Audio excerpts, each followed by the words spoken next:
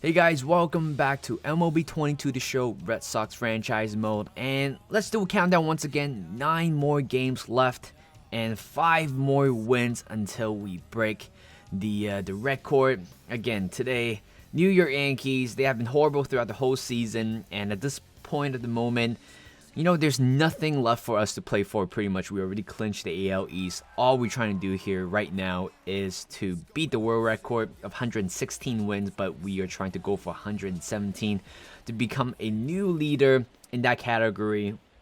And that's how it is. So New York Yankees, I'm not expecting much from them. I'm not expecting, too much of a fight back from them.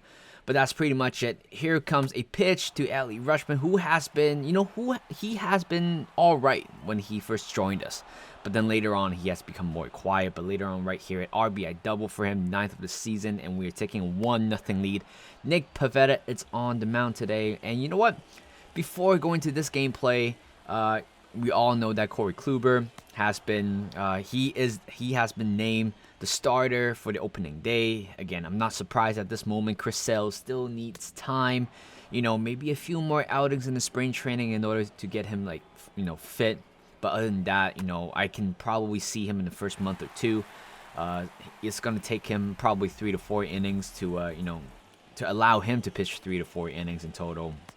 And I don't see him going beyond 6 innings in the first, a month or two. Again, he hasn't been, healthy.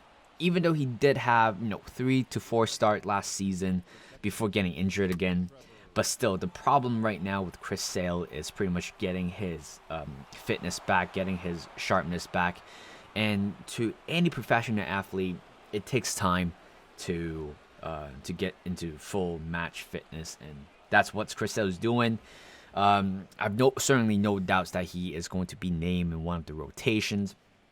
But in terms of expecting him more in this season, I think it's a little bit tough. I think right now it's kind of a step-by-step thing, and we still have 12 more days until the show coming out, and of course in 14 days, in exactly 2 weeks, we will be finally watching 2023 baseball. I'm very, very excited for that. And going back into the gameplay right here, I'm still kind of playing the kids at the moment.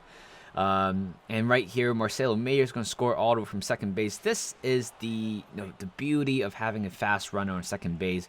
We all know that every time when there's a runner at second, it doesn't matter what out it is, and there's a ground ball line drive to to right field, to left field, the majority of the time you wouldn't score from that play is because, I don't know, that's how the video game works. It's that, I don't know, the dimension between the players and also the field, I think it's a little bit off sometimes. I feel like, in real life, there's so many scenarios where a runner can score from second base after a line drive or, ground ball single to right field, left field. But in this game, pretty much if you have a relatively slow runner, I'm saying somebody who has a 50 speed or 50 to 60 speed, there's no way you're going to run, score from all the way from second base. But you know what? I hope the game's going to improve that little aspect of it, because there's so many times where I felt like, there were so many runners could have probably scored from second base, but in this game, we just can't.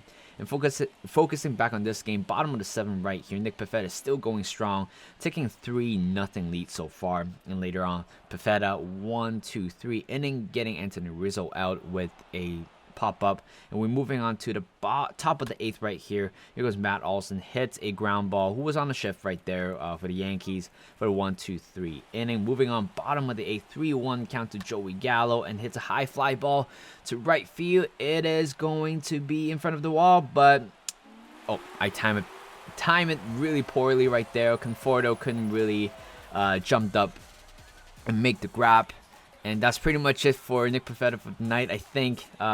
He has been amazing so far in this game, but I was thinking about going for a shutout for him, but unfortunately, that's not going to be the case anymore. Tyler Rogers coming on for a hold situation, 1-2 count right here to the batter, and it was never a strike. It would never be a strike in that one, but you know what? Fair enough. We got the out. Moving on. Zach Britton. Haven't heard this guy's name for ages right now. I thought he retired. I remember he used to be a closer for the Orioles, a few years ago, but right now I don't know what happened to him. But Edwin Diaz coming on, we all know in real life that Edwin Diaz had picked up an injury, a horrific injury, which is gonna keep him out for the whole 2023 season. Apparently, he has tore one of his tendon on his knee, and even though it's of course not quite related to the Red Sox, but he in this game he's playing for us, so we need to we need to address about it.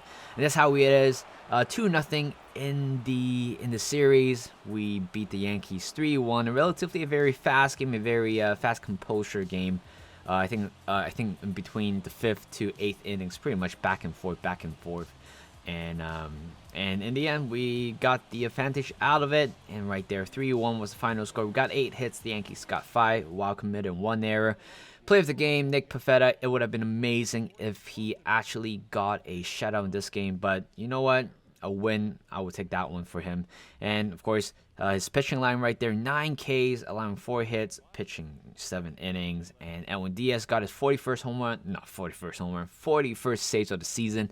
Thank you guys for watching. Hope you guys enjoyed this video. Like this video, subscribe to my channel, and I'll see you guys in a bit.